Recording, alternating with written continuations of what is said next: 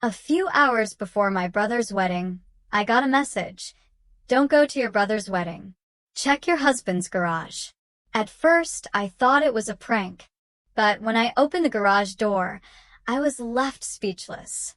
The metallic tang of oil and cold cement hit me first, followed by the cloying sweetness of an expensive perfume. My phone's flashlight beam danced across the dim, dusty space, illuminating a cardboard box half hidden under a worn blanket. This was it. This was the moment everything I thought I knew would shatter. My name is Emma, and just a few hours before my younger brother Daniel's wedding, a text message arrived from an unknown number. Don't go to your brother's wedding. Check your husband's garage. Today was supposed to be a special day. Daniel was the family's golden boy, the life of every gathering, and everyone, especially me, wanted him to be happy with Victoria. As his older sister, I felt a deep emotional connection to the occasion. I'd seen Daniel bloom by Victoria's side, how his eyes sparkled when he spoke about her, a light I hadn't seen in him before. Sunlight poured through the apartment windows, filling the space with a pre-wedding bustle. My mother was busy in the kitchen, the sweet smell of traditional homemade pies mingling with the scent of fresh flowers. My father sat at the table, meticulously checking off names on the guest list. I was finishing getting ready, adjusting the lace collar of my dress, smoothing out imaginary creases.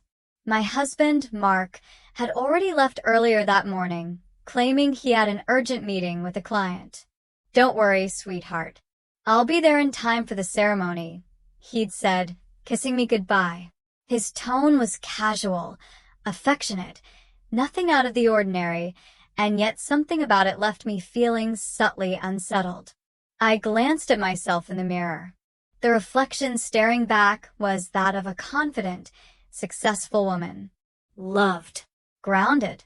I worked as an accountant at a large firm, priding myself on my sense of order and rationality. 10 years of marriage to Mark had seemed peaceful, secure. Sure, we had our small disagreements and miscommunications like any couple, but nothing unusual. Life felt steady and content, or so I had thought. My phone buzzed in my hand, pulling me from my reflection. Unknown number. I frowned. A short, strange message popped up on the screen. Don't go to the wedding. Check your husband's garage. My heart skipped a beat. What did that even mean? Who would send something like that? I tried to shake it off. Maybe it was just a prank, a wrong number. But the feeling of dread didn't fade. It grew heavier by the second, a cold stone settling in my chest. The apartment, once so warm with pre-wedding energy, now seemed hushed, haunted by a silence that crept in after Mark's departure. I reread the message. Check your husband's garage. Why? What would be there? Mark had never hidden anything from me. He'd always been honest. Or at least that's what I believed. I tried calling him, but it went straight to voicemail. He's probably still in that meeting, I told myself, but my chest tightened with unease. Panic was starting to rise, a cold, clammy hand gripping my throat. I attempted to distract myself, helping my mom in the kitchen for a bit, but my thoughts kept looping back. Don't go to the wedding. Check the garage. The words lodged in my mind like splinters. I knew I couldn't ignore it. Something was off. But what was I supposed to do? Drive to the garage? It seemed absurd. Mark would be upset, would think I didn't trust him. But how could I shake this gnawing feeling if I didn't check? I looked at the clock. The ceremony was still hours away. Mark should have been back by now, or at least called, but there was nothing. And then I remembered the spare key. Mark had once mentioned making a copy of the garage key, just in case. I racked my memory, trying to remember where he said he'd put it. Then it hit me. Inside the old keepsake box, the one we kept in the closet filled with old letters and souvenirs. My hands trembled as I opened it. There it was, a small, unassuming piece of metal that might very well shatter my world. I hesitated. Was this really worth it? Was I going to betray my own trust in my marriage because of some anonymous text? But the fear, the curiosity, the ache in my chest, they all screamed louder than my doubt. I decided to go quietly. Just a quick check. No one had to know. Then I could come back and pretend none of this ever happened. I slipped out of the apartment, careful not to make a sound. My parents remained unaware, caught in their wedding preparations. I headed downstairs and stepped into the sun. The brightness stung my eyes, but I felt no warmth, only dread. The garage wasn't far, just a few blocks. I walked quickly, my mind racing, doing everything it could to block out the storm of thoughts screaming inside me. This internal conflict, where Emma's established perception of her secure marriage clashes with disconfirming information from an anonymous source, illustrates a psychological phenomenon known as cognitive dissonance. She's experiencing a profound mental discomfort, and her immediate urge to rationalize or ignore the information is a common coping mechanism to maintain her existing beliefs about Mark and their relationship, even when faced with growing evidence to the contrary. When I arrived, the rows of steel garage units loomed in a lifeless line along the edge of the lot, all identical, foreboding. I found the right one, Marks. My heartbeat thundered in my ears, a frantic drum against my ribs. I pulled the key from my pocket, slid it into the lock. Click. The door creaked open, groaning in protest. It was dark and smelled of oil, old rubber and cold cement. I turned on the flashlight on my phone and scanned the room. Mark's car, a dusty old Lincoln, sat in the far corner. Tools lined the walls, spare parts, old boxes, nothing suspicious.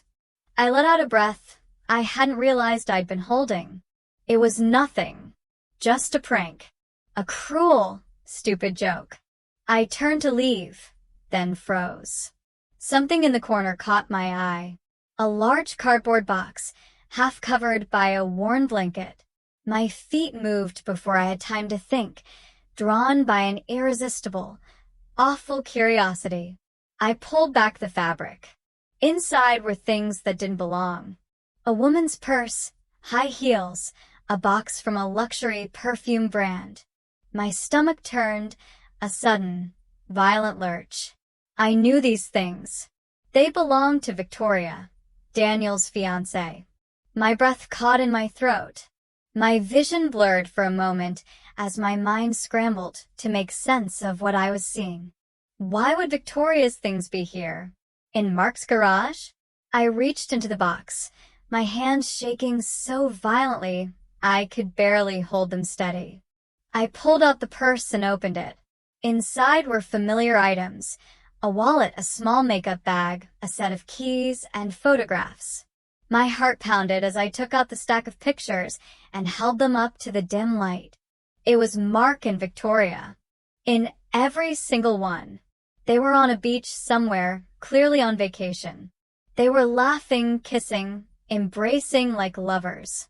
In one picture, he was holding her hand as she leaned her head on his shoulder, beaming. In another, they sat at a small seaside cafe, sunglasses on, looking like a couple straight out of a travel ad. I staggered back a step, clutching the photos like they were burning my hands. The garage around me seemed to close in, the air thick, suffocating. My legs nearly gave out. Everything shattered. The man I had loved, the brother I had adored, the family I had fought so hard to protect. It had all been a lie. A cruel, tangled lie. Still dazed, my mind reeling, I reached into the bottom of the box and found a folder. I opened it, unsure if I could take any more, but unable to stop myself. Inside were pages of printed messages, handwritten notes, snippets of conversations between Mark and Victoria. I read, my eyes flying across the lines, my heart bleeding with every word. Baby, I'm so glad we're doing this together. Thank you for always believing in me. I know it's wrong, but I can't live without you. You're my life. I'm marrying Daniel for the future. You know this won't last. Once I'm his wife, we'll finally be together. You'll leave Emma, and we'll be free. My hands began to tremble uncontrollably. I dropped the folder on the hood of the car, barely able to breathe. Victoria had never loved Daniel. She was marrying him as a front so she and Mark could have the life they secretly planned. And Mark. He had stood in our home, kissed me that morning, smiled like everything was fine. All of it had been a performance. My first instinct was rage, a deep pulsing fury that started in my chest and surged through my limbs. I wanted to scream, smash the garage to pieces, call them both, and expose everything in one brutal, thunderous strike. But I didn't. Instead, I stood there in the dim, dusty light, surrounded by evidence of betrayal, and let the quiet fury settle into something colder. Resolution. I couldn't let this happen. I couldn't let my brother walk into a marriage built on lies. I couldn't let these two destroy him the way they had destroyed me. I pulled out my phone and began taking photos of everything. The shoes, the perfume box, the purse, the photographs, the notes. I captured it all carefully, methodically. I knew I had to be smart. If Mark found out I'd been there, he might destroy the evidence or spin some excuse. I couldn't risk that. Once I was done, I carefully placed everything back exactly the way I found it. I wiped down anything I had touched, trying not to leave any trace. Then I turned off my flashlight and stepped out of the garage, locking the door behind me. Outside, the world felt different. Colder, thinner, unreal. My thoughts raced as I walked back to the car. What now? Should I go to the wedding and pretend nothing's wrong? Or should I tell Daniel right away? I knew a wedding was no place for this kind of truth. Not in front of the guests, not in the middle of joy and celebration. But I also couldn't stay silent. Not anymore. I climbed into my car and stared at the steering wheel for a moment, trying to steady myself. Then I made a decision. I would talk to Daniel alone, somewhere quiet, somewhere private. I dialed his number. The line rang endlessly. Then he picked up. Hey, what's going on? Daniel sounded happy, distracted. Why aren't you at the venue yet? Daniel, I said, doing everything I could to keep my voice steady. I need to talk to you. It's important. What's wrong? Tell me. I can't. Not over the phone. It's too personal. Can we meet? Just for a few minutes. Daniel paused. I could almost hear the shift in his breathing, the happy anticipation replaced by a creeping concern. Now, Emma, the wedding's in less than an hour, I know, but it's about Victoria. Silence, then a quiet exhale. Okay, he said at last. Where? Back entrance of the venue. Half an hour. Please, Daniel. I'll be there, he said, and hung up. I leaned my head back against the seat. My heart was still racing, my hands cold. But I had done the hardest part. I had made the choice to tell him the truth, no matter what it cost. I arrived at the venue just a few minutes before the arranged time. As I pulled up, I saw Daniel pacing near the back entrance of the restaurant, glancing at his watch, clearly agitated. His tuxedo looked sharp, his hair freshly styled, but there was tension in his posture, worry in the way he turned his head every few seconds. I parked the car and stepped out, clutching the envelope that now held the printed photos and messages. Daniel spotted me and came over quickly, his face filled with concern. What's going on, Em? You're scaring me. I didn't answer right away. I opened my bag, took out the envelope, and handed it to him. Look for yourself, I said softly. You deserve to know the truth. Daniel frowned as he took it. He pulled out the photos and began to flip through them one by one. At first he smiled, a nervous, puzzled smile, as though he thought it might be a prank or a misunderstanding. But as he kept turning pages, the color drained from his face. His brow tightened, his lips parted, but no words came out. When he reached the messages, he froze. He scanned each one with growing disbelief. Then, quietly, his hands began to shake. He looked up at me, eyes wide and glistening. "Is this real?" he asked, his voice barely audible. "This can't be real." "I wish it wasn't," I replied, my voice thick with emotion. "But I found it all in Mark's garage. I saw it with my own eyes." Daniel looked back down at the photos, gripping them tightly. His chest rose and fell in uneven waves. The reality was sinking in. Slow, brutal, undeniable. "Why?" he whispered. "Why would she do this to me?" I stepped forward and gently placed a hand on his arm. "I don't know," I said. "But you can't go through with this, Daniel. Not with her. Not after this." He pulled away slightly, pressing a palm to his face, as if trying to stop his head from spinning. "The wedding's in an hour. The guests, Mom and Dad, everyone's already here. How the hell am I supposed to do this?" "You don't have to do it alone," I said. "I'll help you. Whatever you need. We'll get through it together." Daniel looked at me for a long moment. Then finally he nodded. The decision had landed. It hurt like hell, but somewhere deep in his eyes, I saw something harden. Conviction. Truth. "Let's go," he said, his voice firm. Inside the venue, the atmosphere was buzzing with excitement. Music played softly and chatter filled the air. Guests were seated, sipping champagne and smiling in anticipation. Victoria stood near the floral archway, radiant in white, nervously adjusting her veil.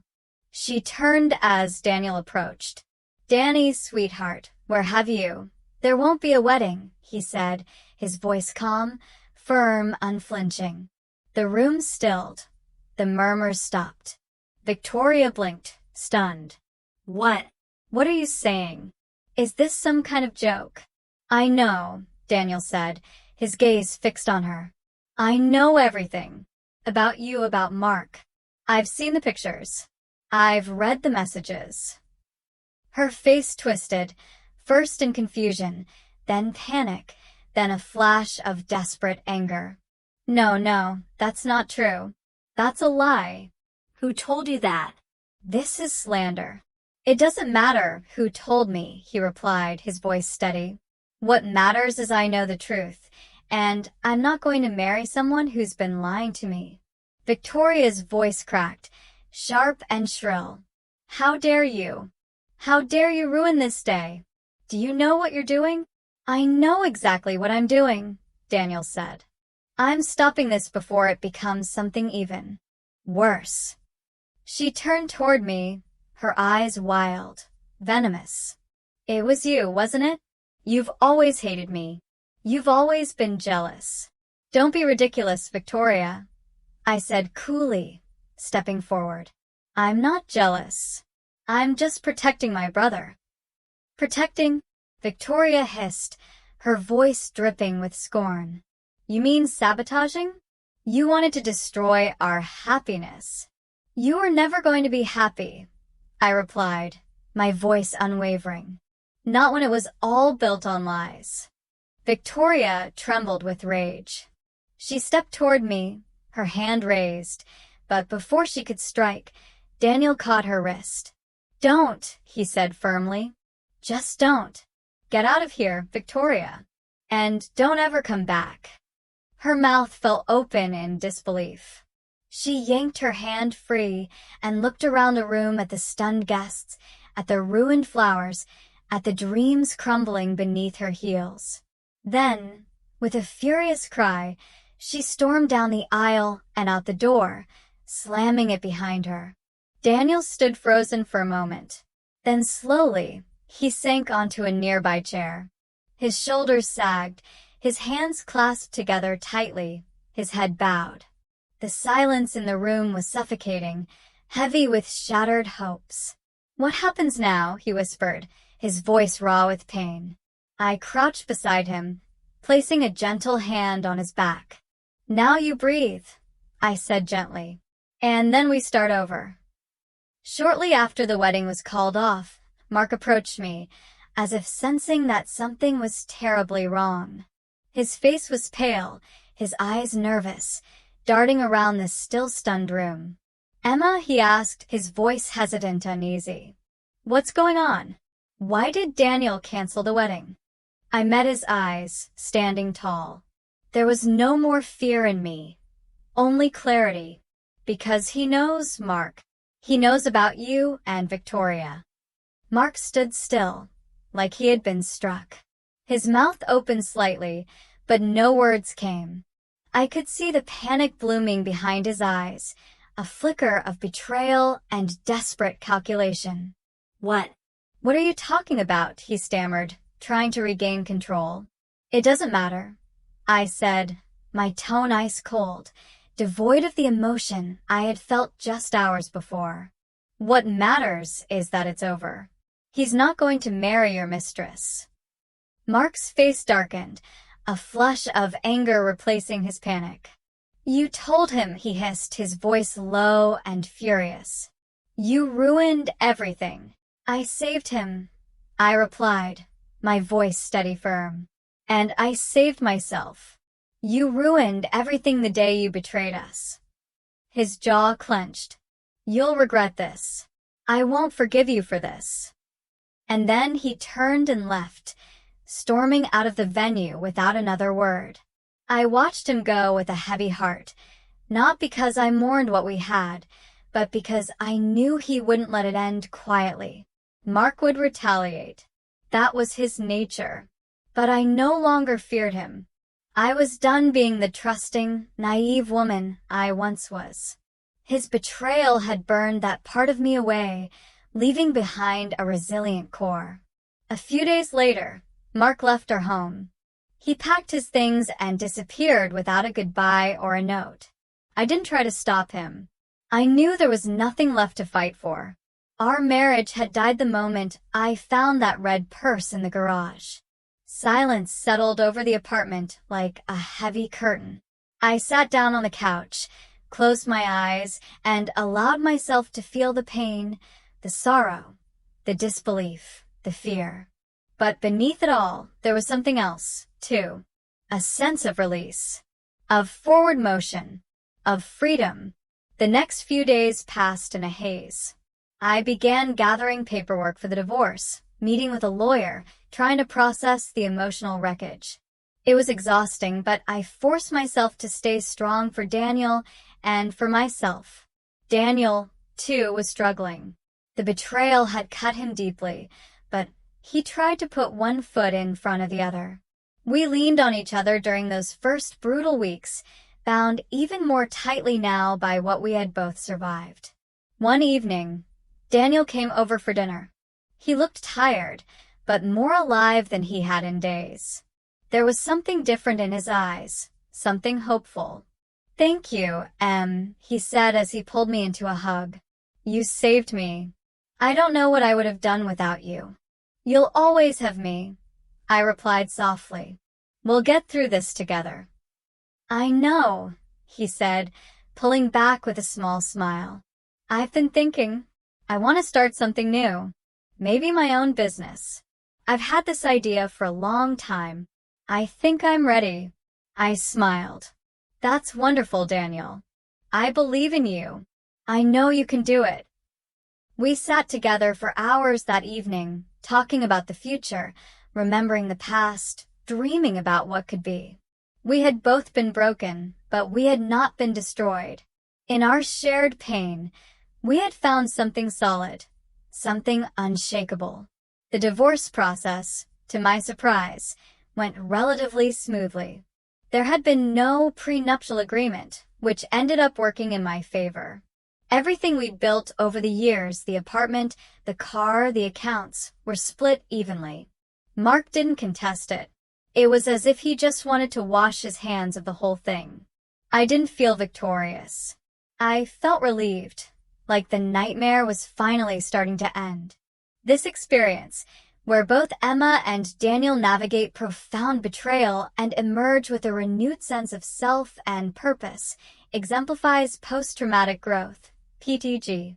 Rather than being solely defined by their trauma, they both find strength, develop a deeper appreciation for life and relationships, and identify new pathways for personal development. Emma's decision to embrace new experiences and Daniel's pursuit of long-abandoned passions are clear indicators of this transformative process, demonstrating how adversity, while painful, can also be a catalyst for significant positive change. One evening, while sorting through old boxes in the garage and preparing to move out, my phone rang. A number I didn't recognize flashed across the screen. My first instinct was to let it go to voicemail, but something, a whisper of the instincts that had saved me, made me answer. "Hello, Emma." "It's Andrew," said the voice on the other end. The name was faintly familiar. "Andrew, I'm sorry, I worked with Mark," he said gently. "At the firm. You came to the office once or twice. I doubt you'd remember." Now I did. Andrew had been quiet, reserved, someone who faded easily into the background. I had seen him in passing, never exchanged more than a few polite words. "Yes, I remember," I said, my tone cautious. "Is something wrong?" "I just thought you deserved to know," he continued. "I was the one who sent you that anonymous message before Daniel's wedding." My breath caught. I went still, my mind reeling. "You?" I said in disbelief. "You sent it?" "Yes." "But why?" There was a long pause. Then, with a touch of bitterness, Andrew said, "Because Victoria tried it with me too. Before Mark. She tried to use me, manipulate me. She wanted something, a promotion, leverage. I don't know. When I found out what she was doing with Mark and what she planned with your brother, I couldn't let it happen. I had to say something, but I was afraid. I didn't think anyone would believe me, so I stayed anonymous." I was stunned. I had never considered that there might be someone else. Another person tangled in the lies. Another victim. "I don't know what to say," I whispered. You saved me. You saved Daniel." "I just wanted justice," Andrew replied. "I watched Mark deceive you. I watched Victoria deceive Daniel. And I couldn't sit back." I closed my eyes for a moment, feeling the weight of it all settle into something clearer. This man, quiet, unseen, had been the one to tip the first domino, and it had changed everything. "Thank you," I said. "You did the right thing." "You deserve the truth," Andrew said. And then the call ended. After her conversation with Andrew, I sat in silence for a long time, holding my phone in my lap, letting the weight of the truth settle inside me. So, I hadn't imagined it. My instincts had been right, and I hadn't been alone. Not entirely. There had been someone out there, quietly watching, quietly caring, someone who had dared to reach out when no one else would. For the first time in weeks, I didn't feel so isolated in my pain. I realized that my strength hadn't come just from within. It had come from connection, from my bond with Daniel, from the courage of a stranger, from the small, brave acts of truth that shattered the web of lies around me. That night, something shifted in me. I no longer wanted to dwell on the past. I had spent too many days drowning in sorrow, betrayal, and fear. I was tired of standing still in the ruins. It was time to rebuild. I made a decision. I sold my share of the apartment and bought a modest new place in a different part of the city, somewhere quiet, unfamiliar, free of old shadows. I left my job at the firm where I had worked for over a decade. It had been stable, respectable, but it no longer sparked anything in me. I found a new position, one with more creativity, more growth, more life. For the first time in years, I felt like the world was opening instead of closing. Daniel, too, was healing. Slowly but steadily. He found a new job and took up photography, something he had loved as a teenager, but abandoned somewhere along the road to adulthood. He started traveling, even if only to nearby towns. He would call me from the road, describing the sunsets he captured, the faces of strangers, the feeling of movement again after so much stillness. Our bond deepened through these calls. We had always been close, but now there was something unbreakable between us. One afternoon, while I was walking home from the grocery store, I turned a corner and nearly bumped into Mark. He looked older, worn, thinner than I remembered.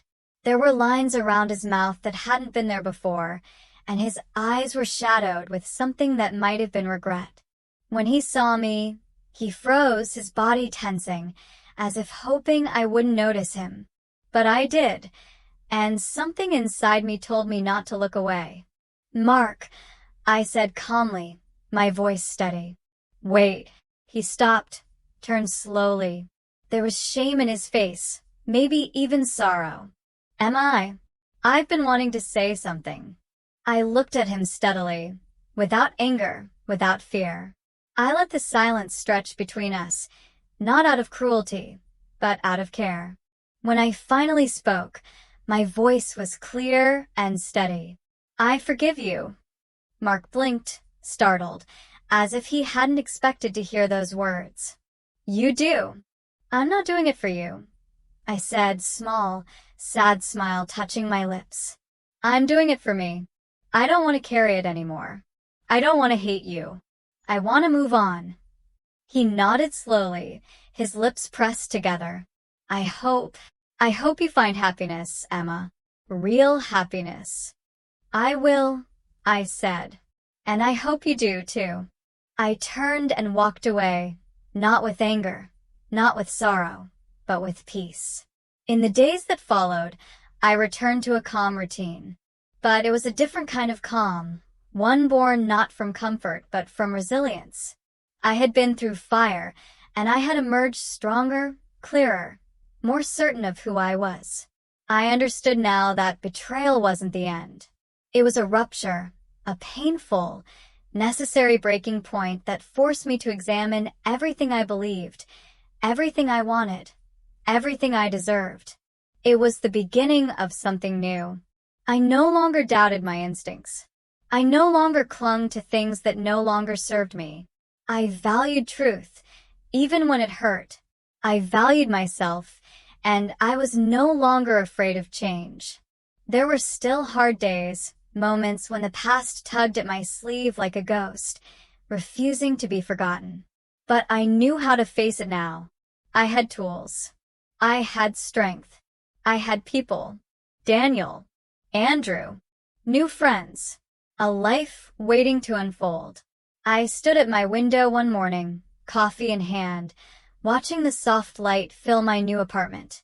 There were no voices from the past, no regrets tapping at the glass, just silence. And in that silence, I smiled. Spring came gently that year. The city seemed to breathe again, with trees dressing in soft green, and the air filled with the scent of beginnings. I found myself walking more, lingering in bookstores, listening to music I hadn't touched in years. I bought a new notebook and started writing again. Thoughts, impressions, fragments of myself rediscovered. One Saturday morning, I received a text from Daniel. "Want to go hiking? I found this trail outside the city. Looks beautiful." I smiled. "Count me in." We spent the day wandering through hills and wildflowers, talking about everything and nothing. Daniel had brought his camera, and at one point he turned to me and said, "You look lighter, Em. Like you finally let go." "I have," I answered. "For the first time in a long while, I feel like I'm exactly where I'm supposed to be." We sat on a rock, the sky stretching above us, the wind soft and warm. "Do you ever think about her?" he asked quietly. "Victoria?" He nodded. "Sometimes," I admitted, but not with anger anymore. Just as a lesson. A reminder that people aren't always what they seem. That you have to trust your gut. That even the deepest betrayal doesn't define who you are. It just reveals who they are. Daniel nodded thoughtfully, a small, knowing smile on his face. I think I needed to hear that. Later that evening, after Daniel dropped me off, I stood for a long time in my new living room, watching the fading city lights spill across the walls. The scars were still there, somewhere beneath the surface, but they didn't sting like they used to. They were quiet now, faded reminders, not open wounds. And then a soft knock at the door. I wasn't expecting anyone. I opened it and found a small envelope lying on the mat. No name, no address. I picked it up and opened it. Inside was a single photograph. It was from years ago. Daniel and I, laughing in the backyard at a family barbecue, arms around each other, faces sunlit and carefree. On the back, in neat handwriting, it read, "Some truths are worth fighting for." I stared at it, a lump rising in my throat. I hadn't heard from Andrew since that last call. I didn't know where he was or what had happened to him. But this small, quiet gesture was enough. I took the photo, found a simple frame, and set it on my bookshelf. In the weeks that followed, I started saying yes to new things. I joined a local book club, took a weekend painting class, met people I would never have crossed paths with before. I even went on a date, just one, but it didn't matter. What mattered was that I was open again, open to the world, open to myself. My past hadn't disappeared. It had simply lost its grip. And as I lay in bed one night, the city humming softly beyond my window, I whispered to the dark, I made it. It wasn't a triumphant declaration. It wasn't loud or dramatic. It was quiet, steady, true. I had walked through the wreckage. I had faced the truth. I had chosen to rise. And now I was free. If, faced with the betrayal of this magnitude, knowing the truth would shatter multiple lives, would you still choose to reveal it? Or would silence, however painful, be the greater act of compassion?